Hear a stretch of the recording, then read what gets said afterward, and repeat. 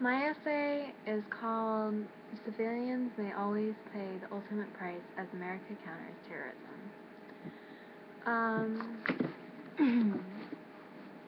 America has been fighting terrorism since I was in kindergarten. After the attack on America on 9/11, our country has fought terrorism in many countries, and prisoners still held in Guantanamo Bay in Cuba from both Iraq and Afghanistan. The al-Qaeda leader Osama bin Laden has paid the ultimate price for masterminding the first civilian attack on American soil. Even after the death of Osama bin Laden, the individuals or groups that follow his radical Muslim faith ideals or ideals of jihad has not lessened. Americans are now being recruited as operatives against their homeland. As the terrorists change the way they operate, high among civilians plot attacks against American civilians, America has changed its warfare tactics using unmanned drones to carry out military operations in civilian-populated areas on foreign land. Will America be burdened with this war against ideals forever? As a junior in high school, I was glad to hear the ways our government is planning to address the terrorism problem, which has plagued our country for 10 years. In President Obama's address to the University of Defense at Fort McNair on May 23, 2013, he gave an accounting of ways he plans to handle each of these problems and what would be sacrificed in the pursuit to keep America free. The killing of Osama bin Laden in Pakistan strained relations with our country, as stated by President Obama. The backlash among Pakistan public over encroachment on their territory was so severe that we are just now beginning to rebuild this important partnership. As extremists try to find niches in each of the Arab countries, America need a working relationship with these countries as we use drones to thwart the terrorist tension can rise by civilians who live near the target zone. This can lead to further problems. President Obama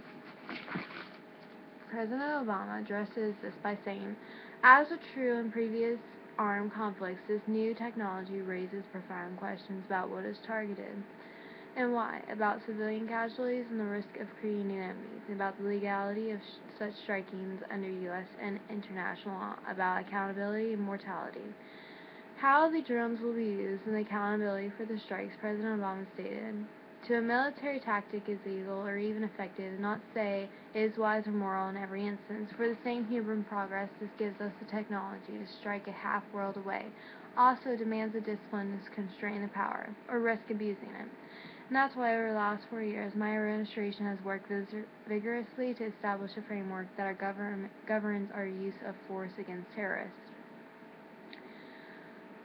Insisting upon clear guidelines, oversight, and accountability that is not now codified in presidential policy guidance, I have signed yesterday. While President Obama was not specific on how homegrown terrorists would be dealt with on U.S. soil, he was very adamant about what had been done to U.S. citizen Anwar al-Awlaki. Not only did Congress authorize the use of force, it briefed on every strike that American takes, every strike, and that includes the one instance when we are targeted an American citizen.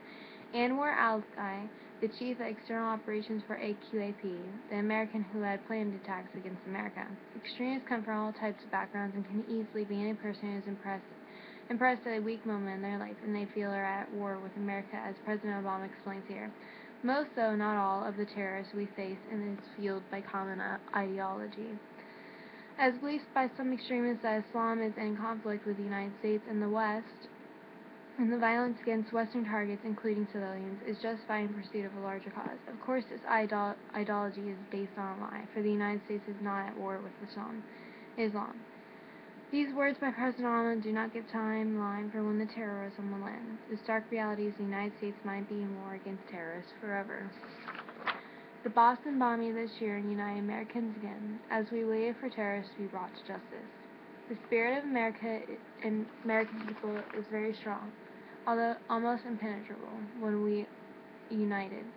While we may never be able to prevent every terrorist from carrying out their evil plot against innocent civilians, our government is changing the tactics we use to match these threats posed, while minimizing our American military, civilian, and the foreign civilian casualties whenever possible. Thank you.